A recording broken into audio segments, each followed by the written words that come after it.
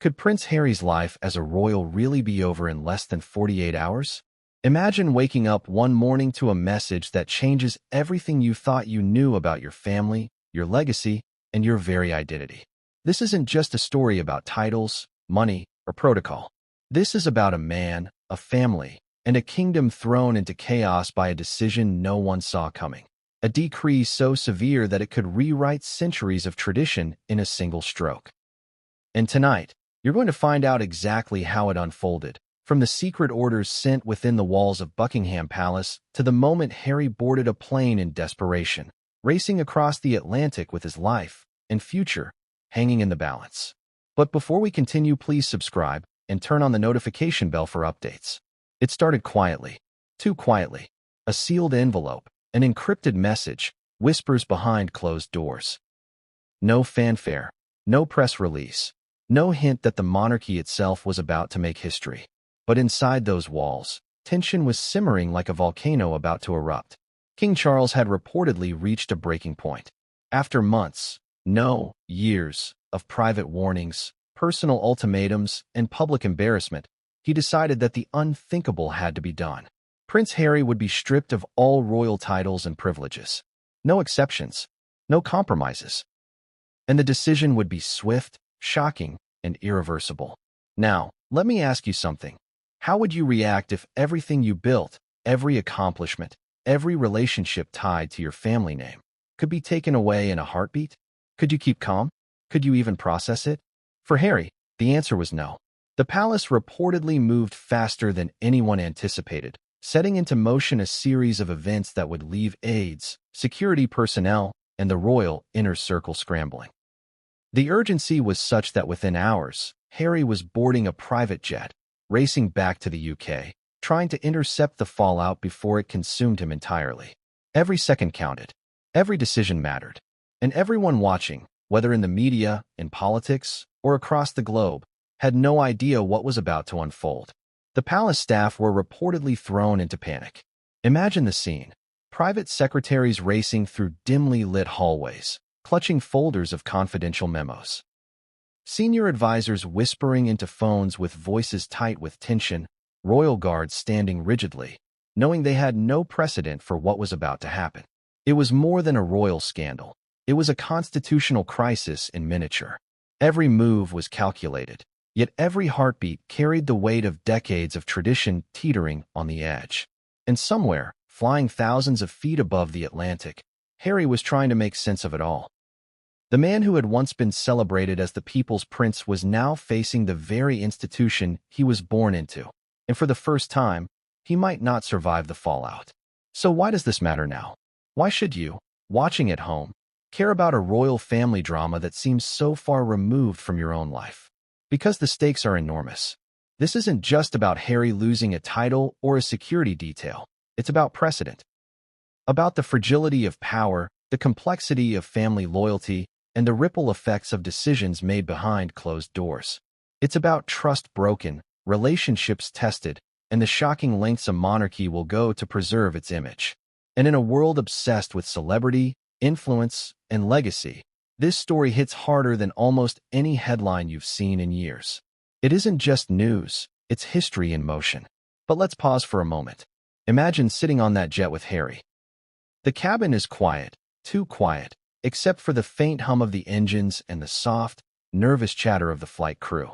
Harry is reportedly reading messages from aides, friends, and family, each more alarming than the last. Some offer advice, some deliver warnings, and some are just cryptic notes that hint at betrayal. Every word carries weight. Every pause feels like an eternity, and the man who once faced international attention with a smile now finds himself confronting his worst nightmare in isolation.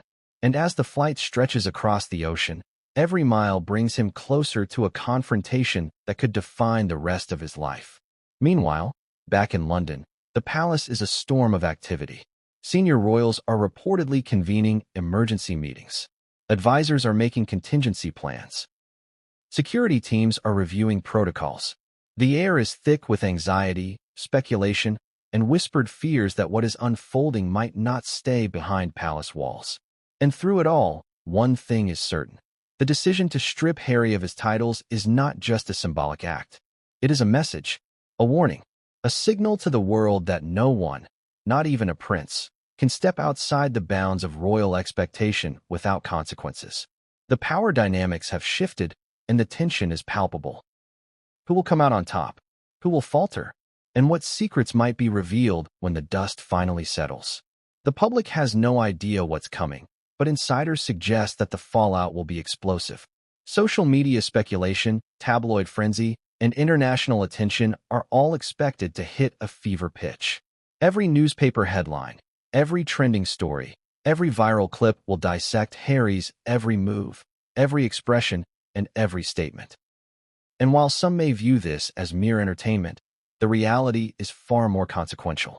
The stripping of royal titles is not just an administrative decision. It's a personal and public reckoning that has the potential to alter the trajectory of one man's life forever. Imagine the pressure. Imagine the scrutiny. Imagine the isolation. And now imagine trying to navigate it all while flying halfway across the world with no clear plan, no allies guaranteed, and no certainty about what awaits on the ground. But here's where it gets even more intense. Sources suggest that this emergency flight was not just about timing. It was about control. The palace wanted Harry to arrive in the UK before any potential leaks, any media leaks, and any public statement could destabilize the monarchy further. Every detail of his travel, every seat on the plane, every person on board, every message he received mid-flight was reportedly monitored.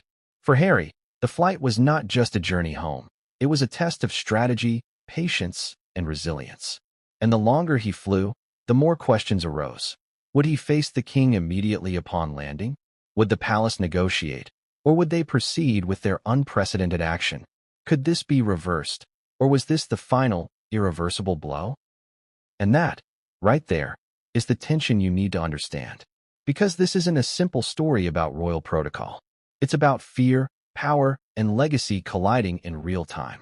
It's about a man who once embraced his royal heritage being forced to confront the starkest consequences of stepping outside its bounds. It's about relationships strained to breaking points, secrets threatening to emerge, and a public watching with bated breath. And as Harry hurtled across the Atlantic, every second brought him closer to a moment that no one, not the media, not the palace, not the public, was truly prepared for. So here's the question for you.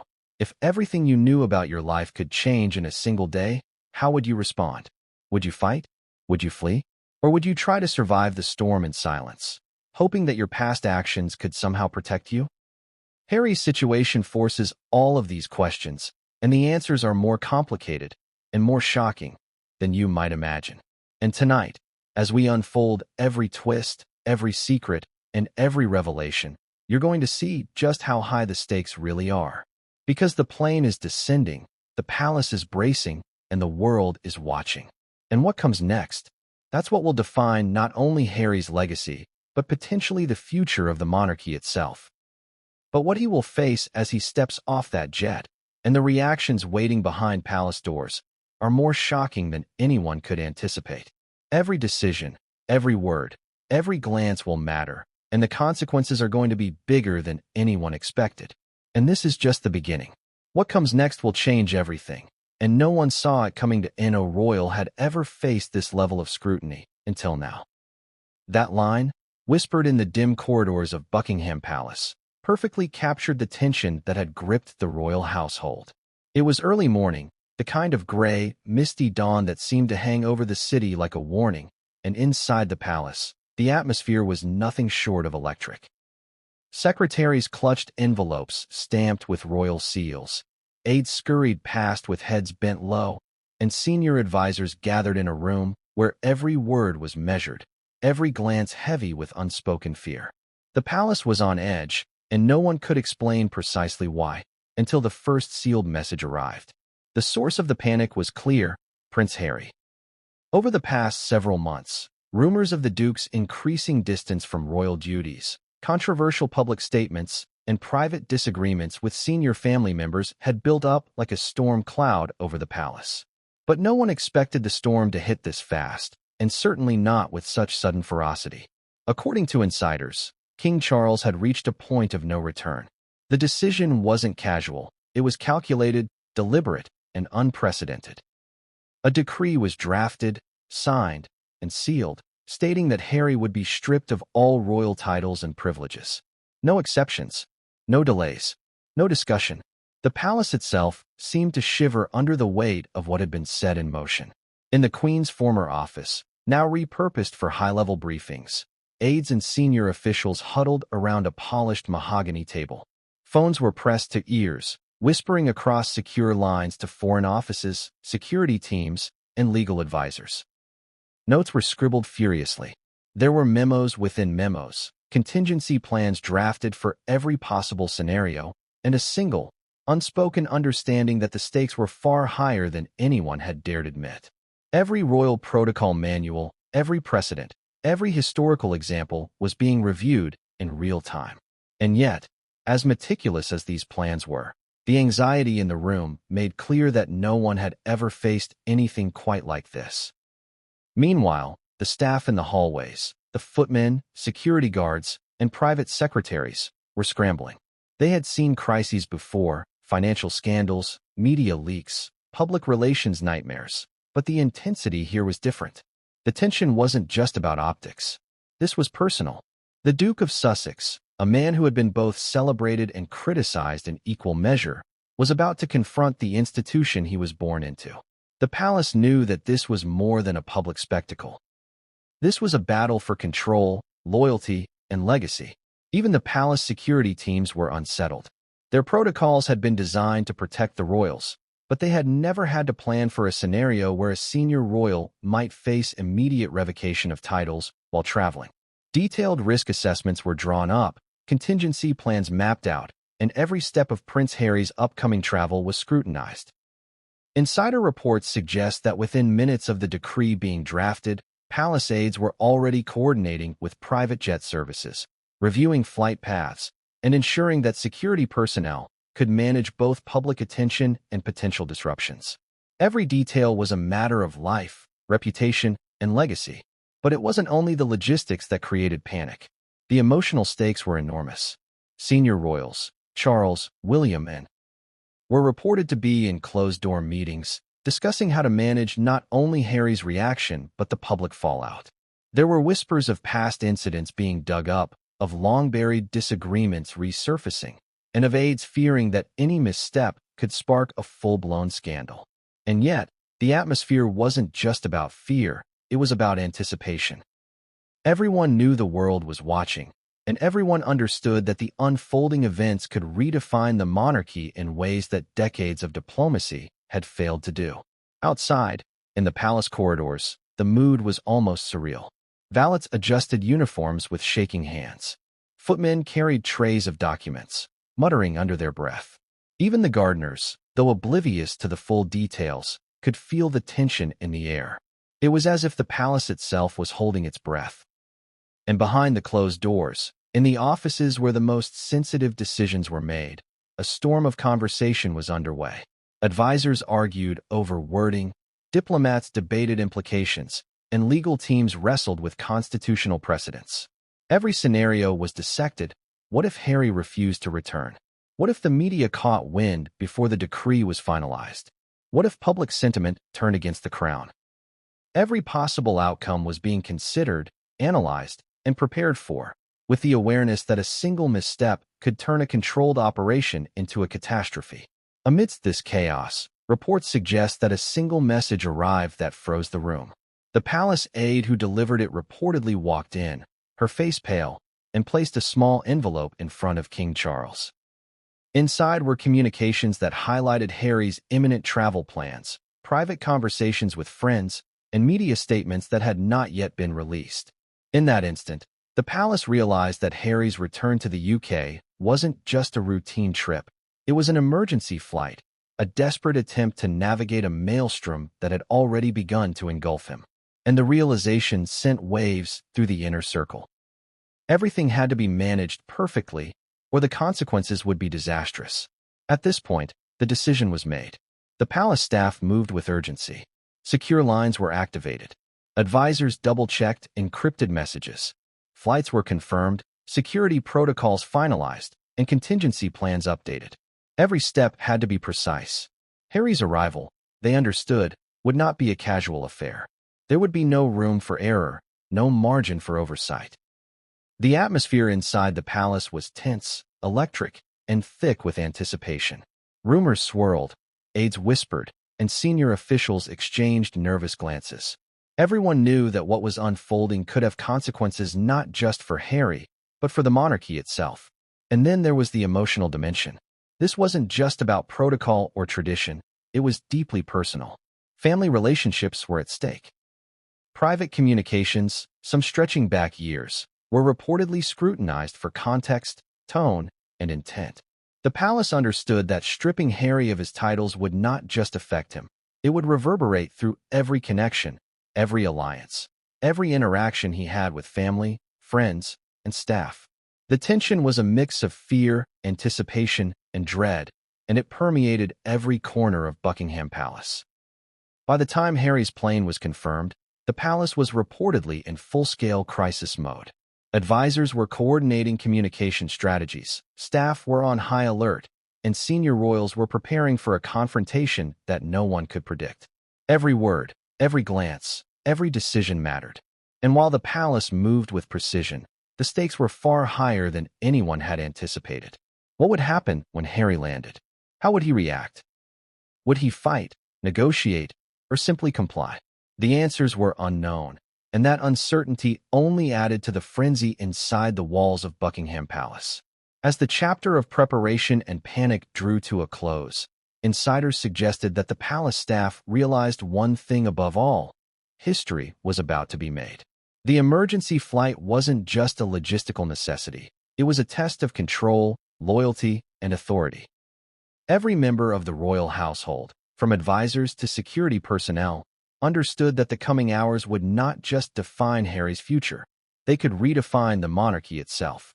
And as the first hints of his plane's departure reached the palace, a collective tension settled over the building, heavy and almost tangible. But what came next would change everything, and no one saw it coming. This isn't a warning. It's a royal decree like never before. The words were reportedly spoken by one of King Charles's most senior aides as the decision was finalized, and within the walls of Buckingham Palace, they carried a weight heavier than anyone present could fully articulate. For months, Prince Harry's private missteps, public statements, and increasingly independent lifestyle had created tension, whispered arguments, and subtle warnings. But now, the palace had moved beyond whispers and warnings. This was official.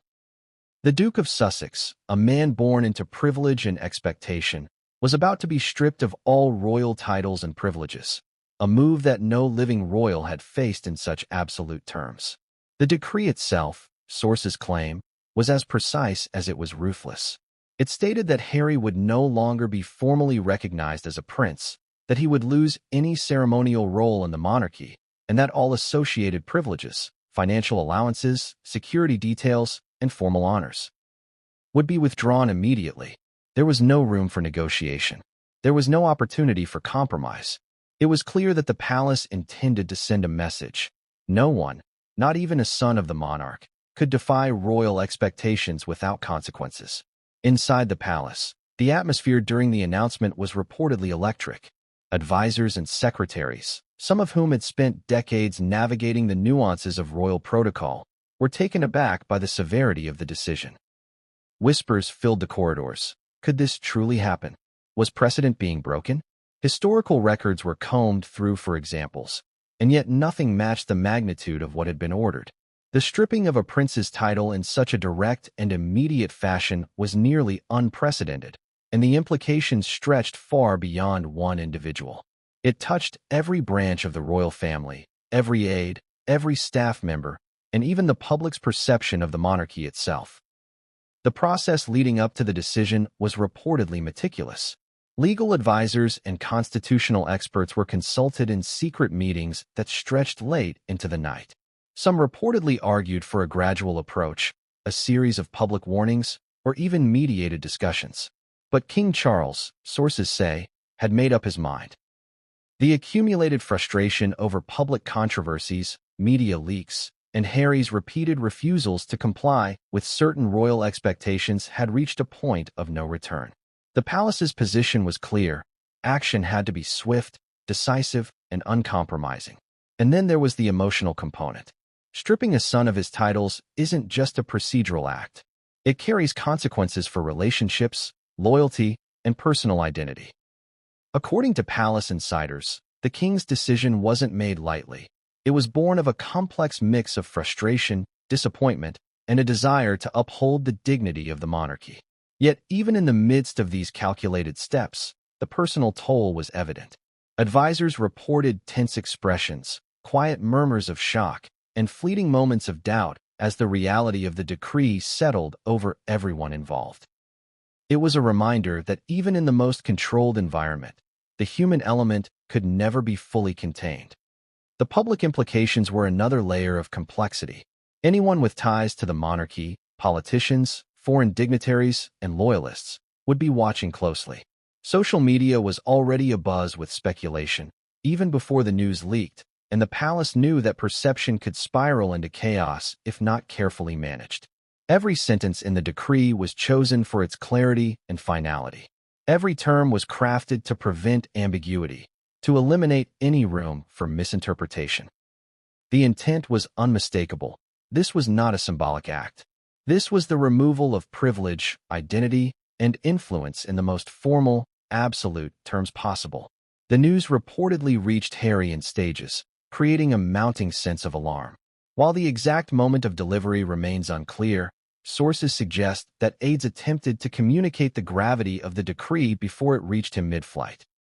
Emails, encrypted messages, and even personal phone calls reportedly converged, each one warning of the consequences of returning too late, of ignoring royal protocol, or of failing to address the situation head-on. The palace's strategy, according to insiders, was to maintain control over the narrative, to manage both Harry's reaction and the inevitable media coverage, and to ensure that no leaks undermined the process. In addition to the formal consequences, there were symbolic aspects to consider. The stripping of titles has always been a gesture rich with meaning. For centuries, it has been used sparingly, often in times of rebellion or scandal. To do it now, to a man who was still actively in the public eye and still very much in the court of public opinion, was to challenge not only his identity, but also the very idea of what it meant to be a member of the royal family. The palace was acutely aware that the symbolism would not be lost on the media, on the public, or on Harry himself. Every detail, every decision, every word was a deliberate act of control and consequence. But what makes this situation even more extraordinary is the speed with which it all unfolded. Typically, decisions of such magnitude are deliberated for months, if not years. Negotiations, mediated discussions, and careful planning are standard practice. Not here. This was a matter of urgency, one that demanded immediate action. Some sources suggest that the palace feared that any delay would give Harry the opportunity to publicly challenge the decision, rally support, or complicate the process. The emergency nature of the decree reflects both the severity of the situation and the palace's determination to assert control without compromise. And there were emotional repercussions within the palace itself. Staff members, some of whom had worked closely with Harry for years, reportedly experienced a mix of disbelief, sympathy, and anxiety. For them, this was not just protocol. It was a personal and professional reckoning. Even the most experienced aides, accustomed to the intricacies of palace life, found themselves navigating uncharted territory. Whispers of what this meant for Harry's personal safety, his public image, and his relationships within the family circulated rapidly. The tension was palpable, thick enough to be felt in the corridors, in the hushed voices, and in the hurried footsteps of those tasked with carrying out the decree. Then came the moment that many insiders describe as the turning point. The decree was finalized, sealed, and ready to be delivered. Legal teams signed off, senior royals approved, and aides prepared for immediate action. The palace understood that the decree's existence alone would create a ripple effect of uncertainty, tension, and potential media attention. It was designed not only to enforce authority, but to assert absolute control over a situation that could easily have spiraled out of control. The gravity of this moment cannot be overstated. Every person involved knew that history was being made, that precedent was being set, and that the consequences for Harry, and for the monarchy, would be extraordinary. As the palace prepared to communicate the decree, all eyes were reportedly on Harry. How would he react? Would he comply?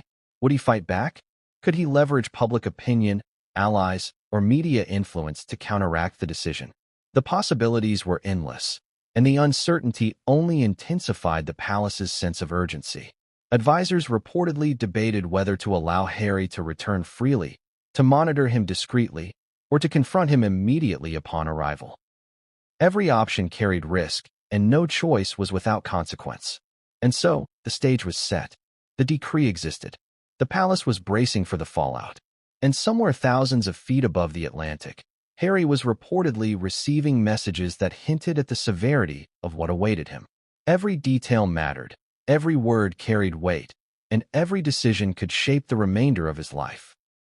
The emergency flight, initially meant as a logistical necessity, now became a race against time, perception, and consequence.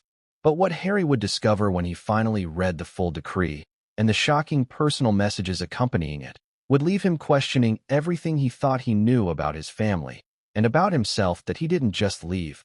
He raced across the Atlantic like his life depended on it. That's how insiders describe Prince Harry's flight back to the United Kingdom, a private jet carrying him from Los Angeles to London under circumstances that can only be described as urgent, chaotic, and unprecedented. The emergency flight was not a casual trip. It was a race against time, protocol, and the consequences of an order that could redefine his entire life. Every mile he covered brought him closer to confrontation, closer to judgment, and closer to a storm that no royal had faced in recent memory. The decision to fly immediately was reportedly made within hours of the palace issuing its decree. Sources say that aides scrambled to coordinate flights, navigate security protocols, and communicate with airline crews who were unprepared for such an unusual request. Every detail had to be precise. The plane had to be private, secure, and equipped to handle not only the Duke's safety, but also the confidential documents, messages, and communications he might need during the journey. There was no room for error. There was no time to second-guess. The flight had to happen, and it had to happen fast. Inside the cabin, those present reportedly describe an atmosphere charged with tension. Harry, for the first time in months, was entirely alone in processing the magnitude of what awaited him. The hum of the engines, the faint rattle of luggage, and the soft voices of the flight crew were the only sounds interrupting his thoughts. Reports suggest that he was reading messages from advisors, aides, and even family members, some offering guidance, others warning of consequences, and still others hinting at betrayal. The emotional weight of it all was immense. How do you prepare to face a family and a monarchy that has suddenly turned against you? How do you measure every word, every gesture, every response when the entire world is watching and your own relatives are complicit in your predicament? Sources indicate that Harry's mental state during the flight was a mix of disbelief, anger, and desperation. The Duke, who had spent years carving out his own path, now faced the realization that the path he had chosen had consequences far beyond what he had anticipated. He had left the UK with hope, ambition, and a sense of independence. But the palace's emergency action turned every step he had taken into a potential liability. Each mile traveled was a countdown, a ticking clock toward a confrontation that would test his resilience, his judgment, and his relationships with those closest to him. Reports from the flight crew suggest that Harry remained focused, yet visibly tense.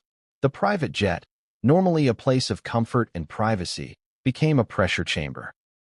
Every message he read seemed to layer more weight onto his already burdened mind.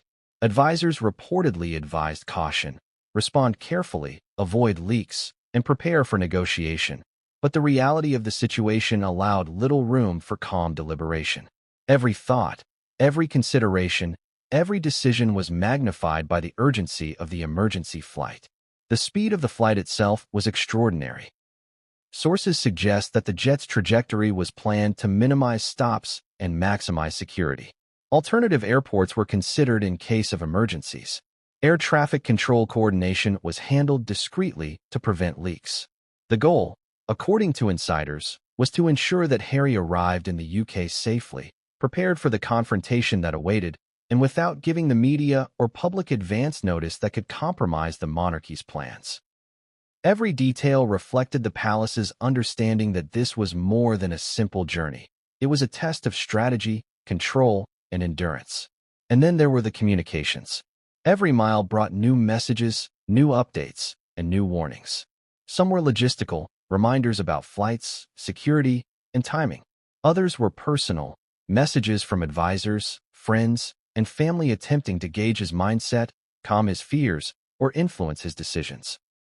But perhaps most troubling were the cryptic notes, the hints of betrayal, and the subtle suggestions that not everyone on his side could be trusted.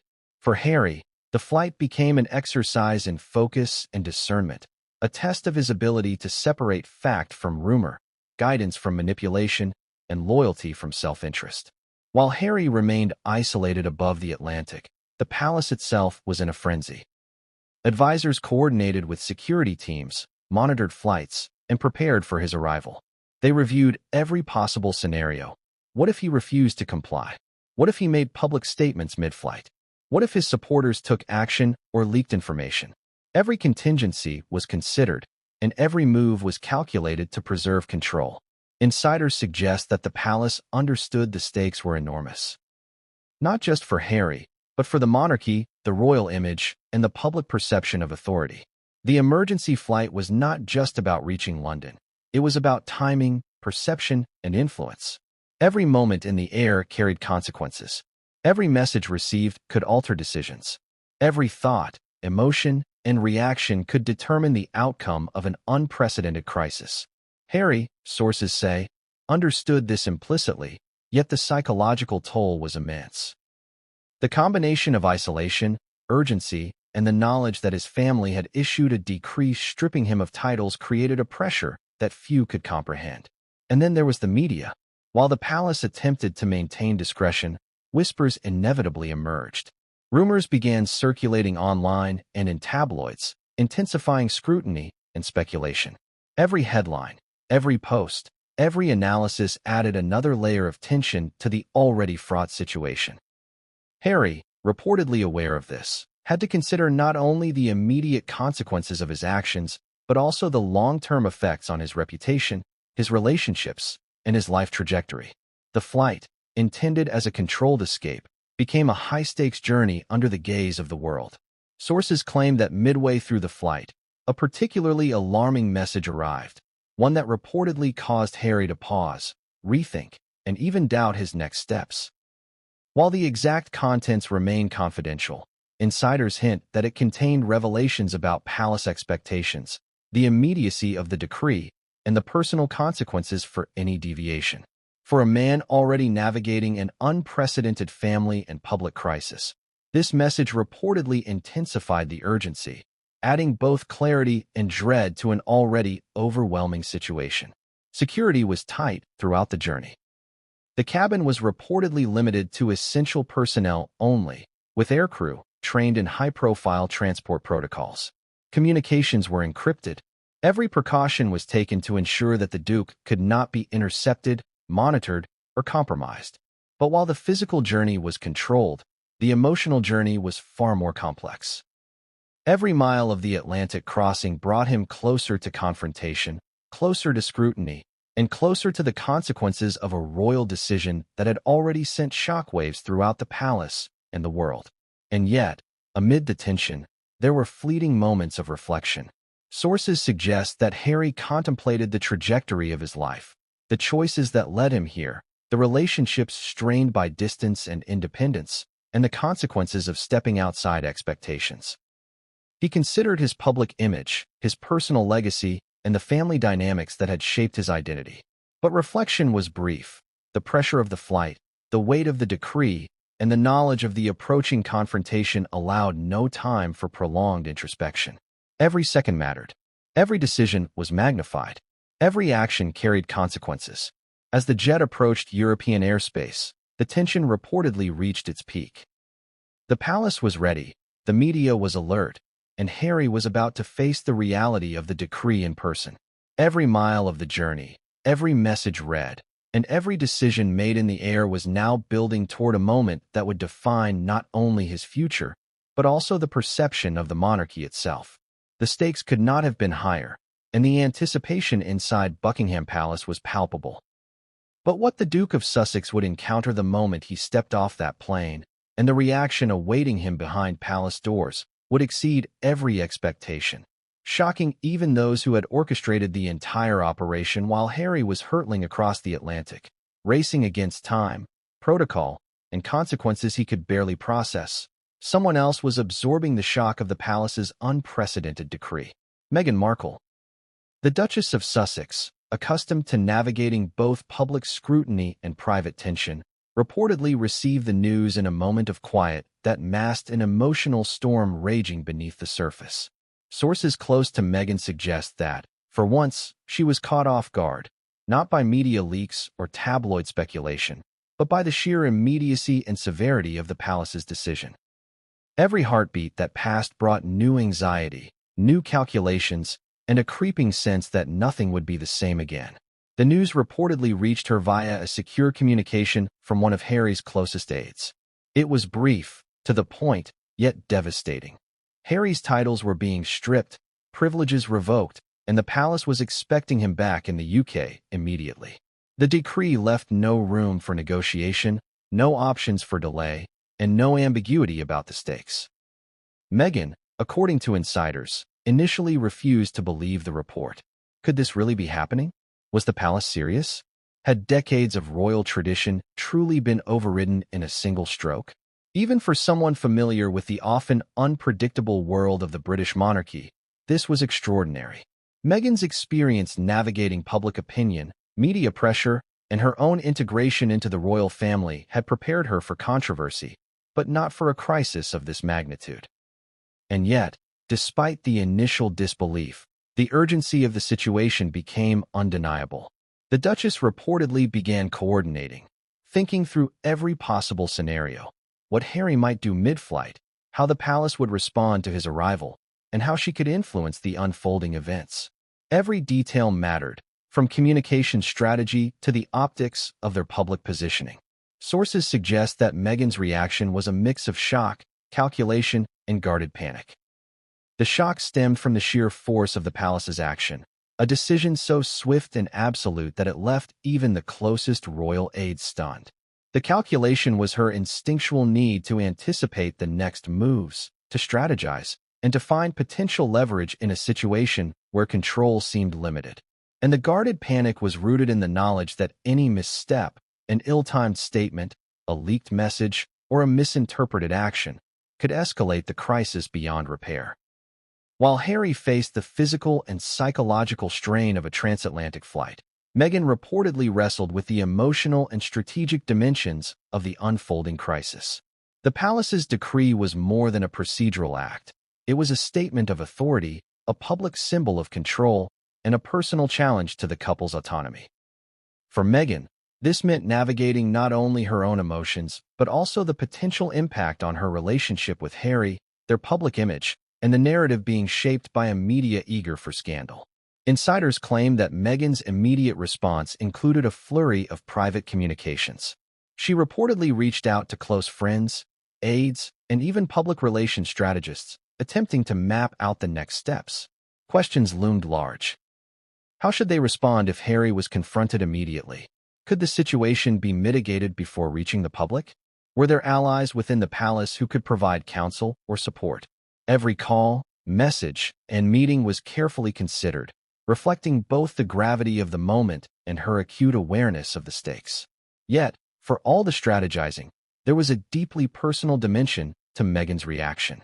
Reports suggest that she experienced a mix of fear and fury. Fear for Harry's well-being, for the implications of public scrutiny, and for the potential erosion of trust within the family.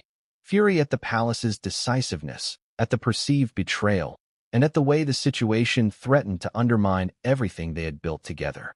The combination created a complex emotional landscape that few, if any, could navigate without visible strain. For Meghan, It became a delicate balancing act between protecting her husband, preserving their public image, and maintaining some measure of control over a situation that seemed increasingly uncontrollable.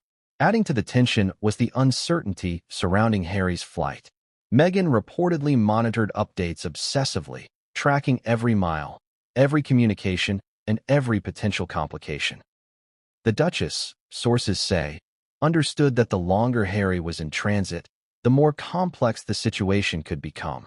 Delays, unexpected security issues, or media leaks could all exacerbate the crisis.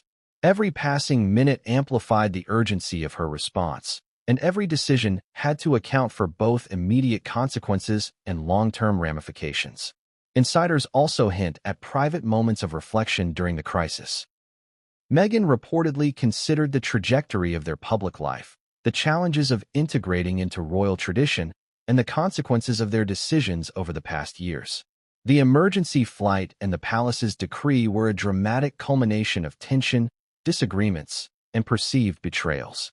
For Meghan, it was a stark reminder of the fragility of status, influence, and personal agency in the face of institutional authority. And yet, even as Meghan worked to navigate the crisis, the human element remained undeniable. Fear, frustration, and determination coexisted in a tense, volatile mixture. She reportedly vacillated between hope, panic, and resolve, understanding that the unfolding situation would have profound implications for both her personal life and their public legacy. Every minute that passed brought Harry closer to confrontation, and with each passing minute, the weight of responsibility and consequence grew heavier. By the time Harry was approaching European airspace, sources suggest that Meghan had reached a critical juncture in her response. Plans had been refined, communications had been coordinated, and strategies had been updated in anticipation of the inevitable confrontation. But even with preparation, there was an element of uncertainty that could not be eliminated. The palace's decree was final, the stakes were monumental, and the world was watching. Every decision, every reaction, and every step in the next hours would matter. And then came the revelation that reportedly shocked her the most. Sources indicate that Meghan learned of a detail that the palace had not fully anticipated. A hidden contingency within Harry's communications or a potential ally acting independently. The specifics remain unclear, but insiders claim that this revelation created a mix of anxiety and opportunity, leaving her to consider how best to act in a moment that would define not just Harry's fate, but their collective legacy as a family navigating unprecedented royal scrutiny. But the question remains, how would Meghan act when Harry finally landed, and what would be the consequences of her decisions in the shadow of the palace's unprecedented decree? Every moment now carried amplified significance, and the decisions she made, or failed to make, could alter the trajectory of their lives forever. The stage was set, the players were in motion, and the storm was about to hit. And what Meghan would discover next, one secret, one message, one confrontation, would change everything in ways no one could predict. Inside Buckingham Palace, the news of Prince Harry's emergency flight and the decree stripping him of all titles sent ripples that no one could ignore. Inside the palace, the reactions were explosive, one source reportedly said. For the senior royals, King Charles, Prince William, Princess Anne, and other key members of the extended family, this was not just another headline or tabloid scandal. This was a personal confrontation with authority, tradition, and family loyalty. And as the Duke of Sussex raced across the Atlantic, the royal circle was forced to face the reality of a decision whose consequences none could predict. The initial reaction reportedly ranged from shock to barely concealed anger. Advisors suggest that King Charles maintained a controlled exterior, as befitted his role, but privately, the decision weighed heavily on him. He understood the symbolic power of the action. Stripping Harry of his titles was not simply about discipline. It was a statement of authority, a reaffirmation of tradition, and a warning to anyone who might consider stepping outside royal expectations. Insiders describe him pacing in private quarters, reviewing messages, and consulting with legal advisors late into the night, weighing every possible repercussion. The king's determination, however, was unwavering. The decree had to proceed, no matter the personal cost. Prince William's reaction, on the other hand, reportedly blended frustration, exasperation, and cautious calculation. Sources suggest that he viewed Harry's actions over the past months as reckless, if not destabilizing. But William also reportedly struggled with the personal dimension of the crisis. Despite sibling rivalry and differences, he remained acutely aware of the human stakes. The potential humiliation, isolation, and strain on family bonds. According to insiders, William participated in confidential meetings with advisors, debating the timing, logistics, and communication strategy surrounding Harry's return. Every choice he made, every recommendation, was filtered through a combination of duty, familial concern, and personal sentiment. Princess Anne's reaction, while reportedly more stoic, carried its own intensity. Known for her unwavering adherence to protocol and tradition, and was said to focus on practical measures, ensuring that staff, aides, and security were prepared for Harry's arrival. She reportedly coordinated with palace security to ensure that all procedures were followed meticulously, emphasizing precision and efficiency in anticipation of an unpredictable confrontation. Yet, even in her calculated approach, sources suggest that Anne privately acknowledged the emotional gravity of the situation, recognizing that the emergency flight and stripping of titles represented a monumental upheaval for the family. The extended royal circle, including distant dukes and senior advisors, also reportedly experienced heightened tension. Conversations behind closed doors reflected a mixture of anxiety, speculation, and strategic planning. Questions dominated every meeting. How would Harry respond to the decree? Would he attempt to challenge it publicly? Could his allies outside the palace influence the situation? What would be the reaction of the press, the public, and international observers? Every question amplified the uncertainty and heightened the stakes of a situation that was already unprecedented. Meanwhile, palace aides and staff were scrambling to manage both logistics and optics. Security teams reportedly reviewed protocols for Harry's arrival, ensuring that every movement, every interaction, and every line of communication was monitored. Advisors coordinated media responses, anticipating the inevitable speculation and commentary that would arise once the flight became public knowledge. Even minor details, such as the timing of announcements, the presence of certain royals, and the flow of information to trusted aides, were analyzed to minimize potential risks. The level of preparation, according to insiders, reflected both the severity of the decree and the uncertainty surrounding Harry's reaction. Reports suggest that tensions within the royal circle were further heightened by past grievances. Advisors claim that long-standing differences between Charles and Harry, William and Harry, and Harry resurfaced in private discussions. Old disputes over responsibilities, media appearances, and public behavior were reportedly revisited in heated exchanges, adding emotional weight to an already delicate situation. The palace understood that family dynamics, rivalries, and resentments could influence decisions, reactions, and the unfolding drama in unpredictable ways. The pressure on aides and advisors was immense. Every detail mattered, from scheduling meetings to drafting communications. Insiders indicate that staff were instructed to anticipate potential leaks, misinformation, and unintended disclosures. Confidential messages were encrypted, meetings were conducted behind closed doors, and sensitive documents were distributed on a strict need-to-know basis. The level of coordination was extraordinary, reflecting both the high stakes and the unprecedented nature of the crisis. Even as the palace braced for Harry's return, rumors reportedly began to circulate within the inner circle. Speculation about his reaction, potential public statements, and private negotiations created an atmosphere of heightened vigilance.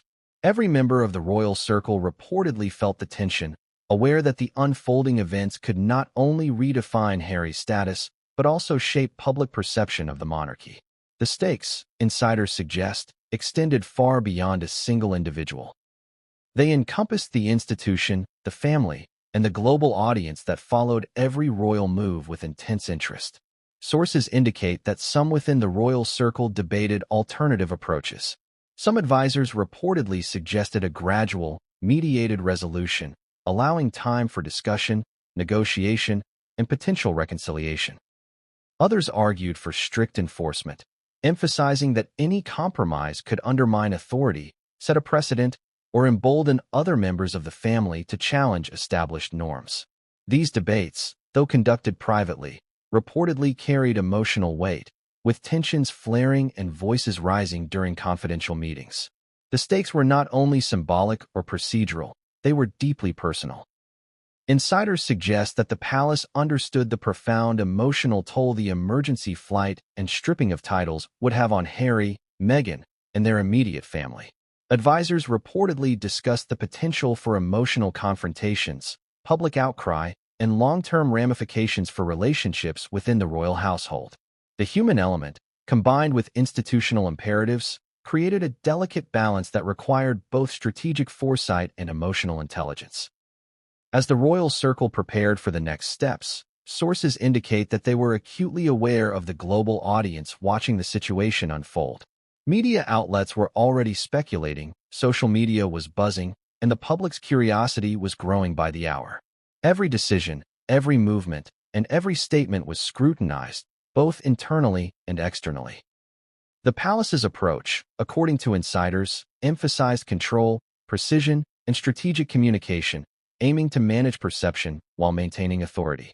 Amid the strategic planning and logistical coordination, there were reportedly moments of raw emotion. Advisors described tense expressions, whispered debates, and quiet discussions about loyalty, duty, and family bonds. Even senior royals, typically composed under pressure, were navigating an unprecedented scenario, balancing personal feelings with the responsibilities inherent in their roles. The complexity of the situation, combined with its immediacy and visibility, created a high-stakes environment in which every action carried amplified consequences. By the time Harry's plane entered European airspace, the royal circle had reportedly reached a critical point. Decisions were finalized, security protocols reviewed, and communications lines established. Every member of the inner circle understood that the Duke's arrival would mark a turning point, a moment when decades of family dynamics, public scrutiny, and institutional authority would collide. The palace reportedly braced for confrontation, negotiation, and the potential for unexpected reactions. The pressure was palpable, the anticipation electric, and the consequences profound. And then came the first hint of an unexpected development. Sources suggest that a member of the extended royal family, one traditionally considered neutral or distant, made a move that no one had anticipated. This subtle action, though not immediately public, reportedly had the potential to alter the dynamics of the unfolding crisis, introduce uncertainty, and complicate the palace's carefully laid plans. The royal circle, despite its preparation and strategy, found itself facing an element that could shift the balance in ways none had foreseen. What would this unexpected move mean for Harry's return, for the palace's authority, and for the already volatile family dynamics? Every plan, every precaution, and every prediction could be disrupted by a single, unforeseen decision. And as the royal circle prepared for the inevitable confrontation, they could not have anticipated just how dramatically this element would impact the unfolding drama. The stage was set, the players were ready, and the tension within the royal circle reached a breaking point. Every moment now mattered, and what came next would test loyalty, authority, and family bonds in ways no one had expected. And what unfolded next, one decision, one revelation, one confrontation, would shock not just the royal circle, but the world. The moment the story broke, the world erupted. The Duke of Sussex is being stripped of all royal titles and privileges, sources say. One headline blared across the internet, igniting a firestorm that no one inside Buckingham Palace, or across the globe, was fully prepared for. Within minutes, social media was flooded with speculation, commentary, and outrage. Every news outlet, from tabloids to broadsheets, scrambled to provide updates.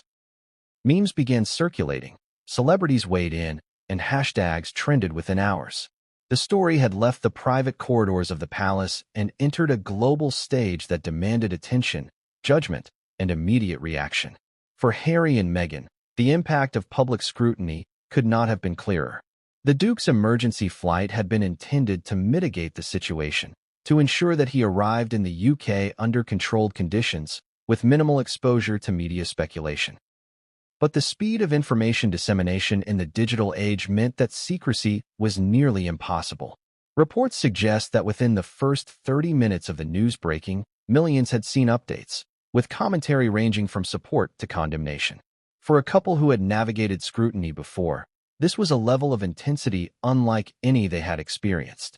The public's reaction reportedly varied wildly. Loyalists of the monarchy viewed the decree as necessary, a restoration of order in the face of repeated public controversies. Critics saw it as draconian, a personal punishment for perceived independence. Social media was a battlefield, one side posting historical precedents, images of ceremonial protocol, and praise for King Charles's decisiveness, the other highlighting Harry and Meghan's prior sacrifices, public service, and charitable work. The Duchess, sources indicate, monitored these developments closely, weighing the optics, the public mood, and the potential influence on the unfolding crisis. Insiders claim that Harry was acutely aware of the digital storm while still in flight. Messages from aides and advisors reportedly kept him updated on trending stories, leaked screenshots, and public sentiment. Each update added layers of anxiety, calculation, and urgency. How would the public respond if he landed and refused to comply? What if rumors escalated into false narratives that could damage reputations permanently? Could allies outside the palace help manage the narrative, or would they unintentionally complicate matters? Every piece of information mattered, and every reaction had potential consequences. The media frenzy was amplified by the extraordinary circumstances surrounding the emergency flight. Reporters quickly pieced together the timing, logistics, and potential motives, creating a narrative that combined intrigue, speculation, and drama. News programs ran repeated segments analyzing every possible angle. Why now? What prompted King Charles to act so decisively? How would Harry react upon arrival? Even international media joined the fray, highlighting the global fascination with British royalty and feeding the curiosity of millions.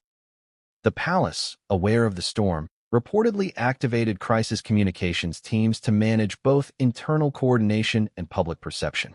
Advisors scrambled to draft statements, anticipate questions, and plan for potential leaks. Every word mattered. Every phrase needed careful consideration. The emergency flight, while controlled in execution, could not contain the wildfire of public reaction. The palace understood that global perception was just as critical as protocol, and they reportedly worked tirelessly to maintain authority while mitigating damage. In addition to the media, public discourse was reportedly influenced by leaked insider information.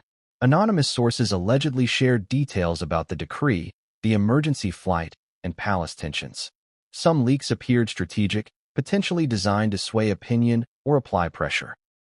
Others were accidental, the result of overzealous aides or staff attempting to provide updates to external contacts.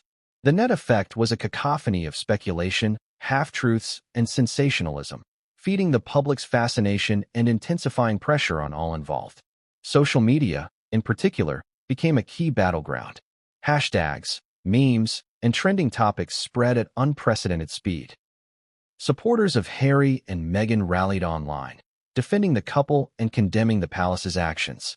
Critics, conversely, posted historical references, protocol breakdowns, and predictions of humiliation. The situation became a live experiment in public opinion, with digital platforms amplifying every rumor, narrative, and interpretation. Sources suggest that the Duchess monitored these reactions, using them to inform strategy and anticipate potential complications as the flight continued. Meanwhile, the palace reportedly reviewed every public reaction in real time. Advisors tracked engagement, sentiment, and media coverage, analyzing which angles were gaining traction and which could potentially escalate into crises. Every article, every video clip, and every post was considered in the context of both perception management and operational readiness. The public's awareness was no longer peripheral.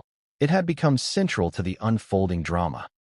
The emotional weight of public attention was reportedly felt most acutely by Harry. Sources indicate that the Duke, already burdened by the decree and the logistics of his emergency flight, struggled with the knowledge that millions were following his every move. The psychological toll of anticipation, isolation, and exposure was amplified by digital scrutiny. Every decision, every reaction, and every anticipated response was magnified. Even small gestures or perceived hesitations could become points of debate, commentary, or criticism. Insiders also highlight the role of international media in shaping perception. News outlets outside the UK reportedly framed the situation in ways that increased tension and speculation. Headlines emphasized conflict, family discord, and the unprecedented nature of the stripping of titles.